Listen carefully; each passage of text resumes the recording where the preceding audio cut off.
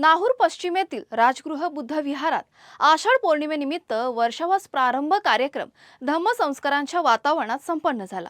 तथागत भगवान बुद्धांनी सारनाथ येथे पंचवर्गीय परिव्राजकांना दिलेल्या धम्मचक्र प्रवर्तनाच्या स्मृतीला यावेळी उजाळा देण्यात आला।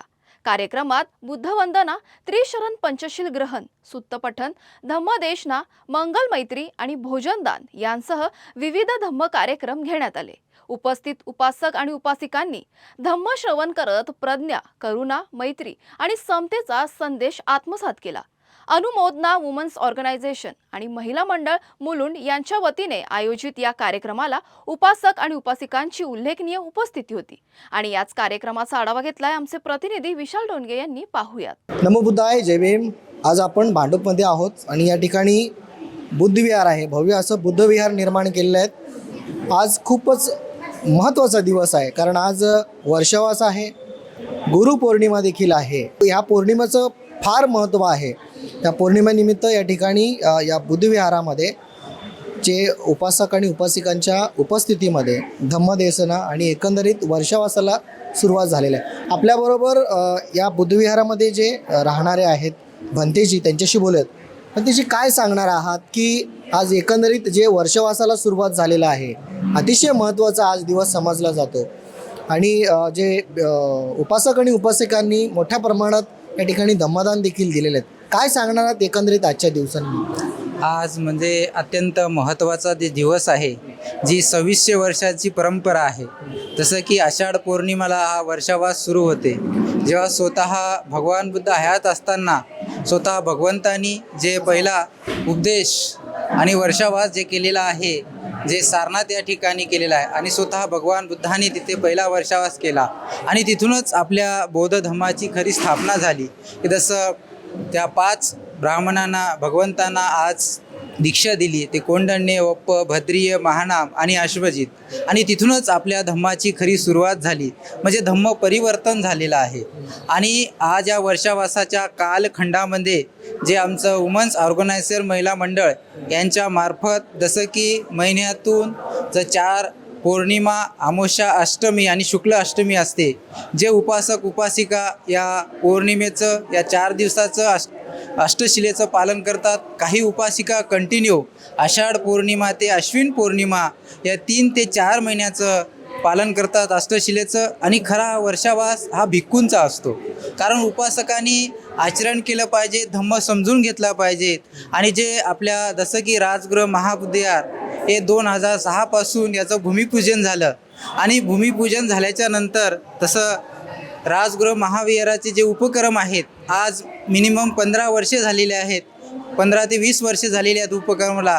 आणि प्रत्येक पौर्णिमेला कमीत कमी जे आमच्या महिला मंडळ असेल, अदर धम्म उपासक उपासिका आहेत, असे 200 ते 250 लोक येतात आणि आपलं धम्म प्रवचन असेल, परित्राण पाठ असेल, मेडिटेशन असेल। आणि या विहारामध्ये ग्राउंड प्लसपासून ते 3 माळ्याचा हा विहार आहे। तसं पहिल्या माळ्यावर आपण बघितलं एक छोटासा कॉन्फरन्स हॉल आहे, दुसऱ्या माळ्यावर भिक्खू संघाची राहण्याची व्यवस्था आहे, तिसऱ्या माळ्यावर आज आपण बघत आहात की एक सुंदर अशी जिनराज बुद्ध मुद्रा आहे, की जी आपण थायलंड या देशातून आणलेली आहे। आणि हे सर्व उपक्रम या विहारामध्ये राबवल्या जातात। आणि या वर्षावासाच्या निमित्ताने आमच्या महिला मंडळाने आज ठरवलेलं आहे की जेणेकरून जेवढं शक्य आहे तेवढं आपण धम्माचं आचरण करू, पालन करू, कारण आचरण करणे, पालन करणे फार महत्त्व आहे। आणि म्हणूनच आम्ही आजपासून जे भगवान बुद्ध आणि त्यांचा धम्मग्रंथ, जे डॉक्टर बाबासाहेब आंबेडकरांनी लिहिलेला तो ग्रंथ, या ठिकाणी दररोज संध्याकाळी 7 ते 8 वाजता 1 घंटा आपण पठण करणार आहोत, मनन करणार आहोत। कारण बौद्ध धम्म जे सर्वसामान्यातील लोकांना, उपासक उपासकांना समजावा याकरिता या ग्रंथाचं आपण पठण करणार आहोत, समजून सांगण्याचा प्रयत्न करणार आहोत। आणि जे उपासक दररोज येऊ शकत नाहीत त्यांना जे जसं की ज्याप्रमाणे 4 महिन्यातील 4 दिवस आहेत, पौर्णिमा, अमावस्या आणि अष्टमी आणि शुक्ल अष्टमी, हे 4 दिवस येतील आणि धम्माचं अध्ययन आचरण करतील आणि आपलं जे दुःखाचं जीवन आहे ते दुःखातून हळूहळू मुक्त होतील। हा भगवान बुद्धाचा अमूल्य मार्ग आत्मसात करून आपलं जीवन जगतील आणि सुखी समाधानाने सर्व उपासक उपासिका जीवन जगू शकतील। या वर्षवासाच्या निमित्तानं तुम्हाला मी त्या वर्षवासाला अनुसरून एक प्रश्न विचारतो की वर्षवासाच्या निमित्तानं अनेक असे उपासक आणि उपासिकांमध्ये असं संभ्रम असतो की वर्षवास ते उपासक आणि उपासिकासुद्धा म्हणजे 12च्या आतमध्ये जे जेवण आहे ते अल्पोपहार आहे ते घेतलं पाहिजे, अशा पद्धतीनं ते सुद्धा भंतेजींचं हा जे वर्षवास आहे, परंतु उपासक आणि उपासिकांनी सुद्धा हे करतात. काय काय सांगणार? भिक्खूचं जसं जीवन आहे 227 नियमाचं पालन करावं लागतं भिक्खूंना. आणि जे उपासक उपासिका आहेत जसं की या वर्षावासाच्या कालखंडामध्ये अष्टशिलेचं पालन करतात. आता ते 12च्या आत भोजनदान घेणे म्हणजे अष्टशिला आहे. म्हणजे जसं की आपण म्हणू शकतो 12च्या आत भोजनदान, जसं एखादा उपासक उपासिका अष्टशिलेचं पालन करत असेल तर सकाळी लवकर उठून त्यांनी 6च्या अगोदर अष्टशिलेचं ग्रहण केलं पाहिजेत. आणि ग्रहण केल्याच्या नंतर त्यांनी 12च्या आत जे भोजनदान घेतलं पाहिजेत, म्हणजे भोजन घेतलं पाहिजेत. आणि भोजन घेऊन मग नंतर त्यांनी पूर्ण दिवस जसं की संध्याकाळी थोडं ज्यूस वगैरे घेतला पाहिजेत आणि डायरेक्ट उद्या सकाळी उठून त्यांनी पंचशील घेतलं पाहिजे आणि नंतर आपलं दिनचर्या जी पूर्वीच्या सारखी ती केली पाहिजे. या सुंदर अशा विहारामध्ये जसं की उपासक आणि उपासिका होत्या, त्यामध्ये ज्येष्ठ मोठ्या प्रमाणात दिसून येत आहेत, पण युवकांचा सहभाग या विहारामध्ये म्हणजे कुठल्याही विहारामध्ये असेल सहभाग होताना दिसत नाही आहे. यावर तुमचं काय प्रतिक्रिया असेल? जे उपासक उपासिका येतात त्यांनी आपल्या मुलाला सोबत घेऊन आलं पाहिजे. तसं ज्याप्रमाणे भगवान बुद्ध म्हणतात की जेव्हा आपण विहारामध्ये येतो आपण काहीतरी भिक्खूंसाठी दान घेऊन गेलं पाहिजेत.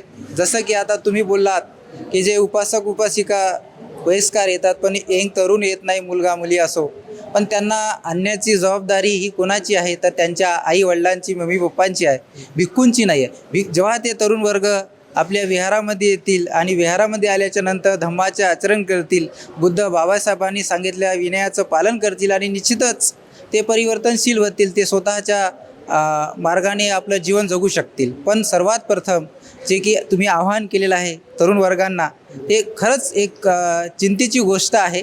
कारण आजकाल प्रत्येक तरुण दुसऱ्या गोष्टीमध्ये बिझी आहे. पण त्यांनी ज्याप्रमाणे बाबासाहेबांनी 14 ऑक्टोबर 1956 साली नागपूर या ठिकाणी आपणाला बौद्ध धम्माची दीक्षा दिली, जर बाबासाहेबांनी दीक्षा दिली नसती तर हे सर्व काही गोष्टी घडल्या नसतात. म्हणून हे तरुणांनी समजलं पाहिजेत की आपण बाबासाहेबाला विसरलं नाही पाहिजेत, कारण बाबासाहेब आहेत होते म्हणून आपण इथे आहोत. ज्याप्रमाणे खातो तो घास आणि घेतो तो श्वास फक्त आणि फक्त बाबासाहेबांमुळे.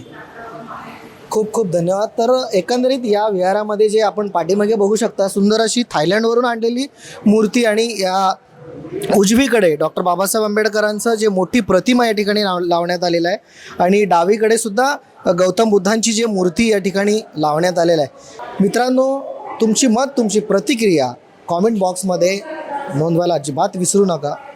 आणि जर तुम्ही नवीन असाल तर आवाज इंडिया मराठीला लगेचच सबस्क्राईब करा आणि हा व्हिडिओ जास्तीत जास्त शेअर करा. कॅमेरामॅन रुद्रसह मी विशाल टोणगे, आवाज इंडिया मराठी.